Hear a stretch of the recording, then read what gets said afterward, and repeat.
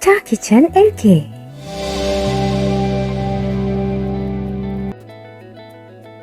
සුබ දවසක් ඔයාලට. මම අද අරන් ආවේ වෙනස්ම රසකට වෙනස්ම විදිහකට හදාගන්න පරිප්පු කරි එකක්. අපි නිතරම වගේ ගෙදර පරිප්පු කරි එකක් හදනවාමනේ. ඉතින් මේ විදිහට වෙනස් විදිහට හදන පරිප්පු කරි එකට ගෙදර අයත් කැමති වෙයි. ඒ වගේම තමයි වැඩ වෙලාවට උදේට වැඩට යන වෙලාවට එහෙම ගොඩාක් කරිස් හදනවට වඩා මේ වගේ එක කරි එකක් හදාගත්තාම ඔයගලන්ට රසට බත් ගන්න පුළුවන්. එහෙනම් අපි බලමු මේ රස පරිප්පු කරි එක හදාගන්න අවශ්‍ය වෙන ද්‍රව්‍ය මොනවාද කියලා. මම මෙතන පරිප්පු ග්‍රෑම් 200ක් අරන් තියෙනවා. මුලින්ම පරිප්පු ටික විනාඩි 5ක් වගේ වෙලාවක් පෙගෙන්න තියලා ඊට පස්සේ කොරහට දාලා හොඳට අතුල්ලලා සුදු පාට පෙන ගතිය යනකම් හොඳට හොදලා තමයි පරිප්පු ටික අරන් තියෙන්නේ. සුදු පාට පෙන ගතිය යනකම් හොදගත්තාම අපිට පරිප්පු කරි එක රසට හදාගන්න පුළුවන්. ඊට අමතරව සාමාන්‍ය ප්‍රමාණයේ අල ගෙඩි දෙකක් කපලා අරන් තියෙනවා.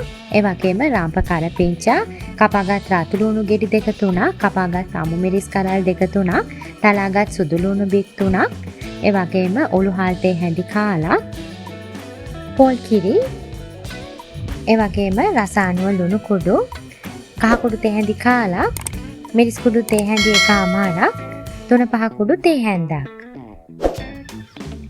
අපි දැන් පරිප්පු ටිකට ඔලු හාල් ටිකත් එකතු කරගෙන මේකටම අපි ලෑස්ති කරගත්ත රාම්ප කරපිංචා, කපාගත් අතුලුණු, අමු මිරිස්, සුදු ලුණු, ඒ වගේම කුරුදු පොත්තත් එකතු කරගෙන මේ විදිහට ටිකක් කලවම් කරගෙන මේකටම කහ කුඩු තේ හැඳි කාලක්, ඒ වගේම 3-5 කුඩු තේ හැඳක්, මිරිස් කුඩු තේ හැඳි එකමාරක් එකතු කරලා අපි කපාගත්ත අල ටිකත් එකතු කරගමු. ඔයගලන් අල කපා ගන්නකොට ගොඩාක් ලොකුවට අල කපා ගන්න එපා. මොකද පරිප්පු කියන්නේ හරිම ඉක්මනට තැම්බෙන දෙයක්. එහෙම වුණොත් පරිප්පු ටික ඉක්මනින්ම තැම්බිලා අල ටික අමුවට වගේ එන්න බලනවා. ඒ නිසා මේ වගේ සාමාන්‍ය ප්‍රමාණයට අල ටික කපා ගන්න. අනිත් එක තමයි ඔයගලන් දැක්කනේ මම මේකට ලුණු එකතු කරගත්තේ නැහැ. ඔයගලන් දන්නවනේ අපි පරිප්පු කරි එකක් හදනකොට මුලින්ම ලුණු එකතු කරගන්නේ නැහැ කියලා. එහෙම වුණොත් එහෙම පරිප්පු තැම්බෙන්න ගත වෙන කාලය ටිකක් වැඩි වෙනවා. ඒ නිසා අපි අන්තිමටම තමයි ලුණු ටික එකතු කරගන්න ඕනේ. මේ ටික හොඳට කලවම් කරගත්තට පස්සේ අපි පරිප්පු ටික තඹ ගන්න අවශ්‍ය වතුර ටික එකතු කරගන්න ඕනේ. පරිප්පු ටික පේන නොපෙන මට්ටමට වගේ වතුර එකතු කරගත්තාම ඇති. වතුර ගොඩක් වැඩි කරගන්න එපා. එහෙම වුණොත් පරිප්පු කරි එක දිය රස වෙන්න බලනවා. අපි දැන් ගින්දර සාමාන්‍ය මට්ටමට තියලා පරිප්පු ටික තඹ ගන්න ඕනේ. මම ඊට කලින් මේ වගේ වෙනස් ක්‍රමවලට පරිප්පු හදන රෙසිපීස් කීපයක්ම ඔයගලන්ට කරලා තියෙනවා. මම උඩින් කාඩ්ස් දාන්නම්. ඔයගලන්ට ඒවා බලලා විවිධ රසට පරිප්පු හදාගන්න පුළුවන්. දැන් මේ වතුර එකතු කරලා විනාඩි 5ක් වගේ ගිහිලා තියෙන්නේ. අපි දැන් පොඩ්ඩක් වරින් වර මේ විදිහට පරිප්පු ටිකයි අල ටිකයි උඩ යට පෙරලා ගන්න ගමන් කලවම් කරගන්න ඕනේ. මගේ පරිප්පු ටික අල ටික තාම හොඳටම තැම්බිලා මදි. ඒ නිසා අපි තව ටිකක් වෙලා මේ විදිහටම මේක උයාගමු. දැන් මේ වතුර එකතු කරලා විනාඩි 8ක් 10ක් වගේ ගිහිල්ලා තියෙන්නේ. දැන් නම් මගේ වතුර ටික හිඳිලා තියෙන්නේ. පරිප්පු ටික අල ටික බාගෙට වගේ තැම්බිලා තියෙන්නේ. දැන් අපි මේ වෙලාවේදී පොල් කිරි ටික එකතු කරගමු. ඔයගලන්ට ග්‍රේවි අවශ්‍ය ප්‍රමාණයට පොල් කිරි එකතු කරගන්න පුළුවන්. මම පරිප්පු ටික වැහෙන ප්‍රමාණයට වගේ පොල් කිරි එකතු කරගෙන පොඩ්ඩක් මේ විදිහට කලවම් කරලා මේක මේ විදිහටම උයා ගන්නවා.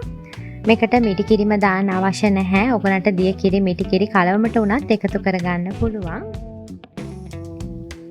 දැන් මේ පොල් කිරි එකතු කරලා විනාඩි 5ක් වගේ ගිහිල්ලා තියෙන්නේ.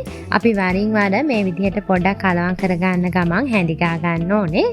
දැන් නම් පරිප්පු කරි එකෙන් හොඳ සුවඳක් එනවා. සුවඳ වගේම තමයි මේක හරීම රස පරිප්පු කරි එකක්. මේ අලයි පරිප්පුයි බත් එකට එකතු වුණාම හරීම රසට කන්න පුළුවන්. දැන් මේ පොල් කිරි එකතු කරලා විනාඩි 10ක් වගේ ගිහිල්ලා තියෙන්නේ.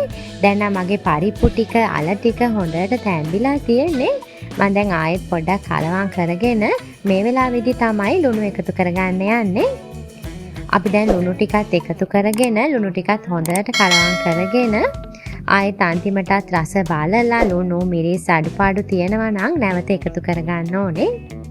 මගේ පරිප්පු කරි එකේ නම් කිසිම අඩුපාඩුවක් නැහැ. හරිම රසට තියෙනවා. ඒ නිසා මම දැන් ලිප ඔෆ් කරගන්නවා.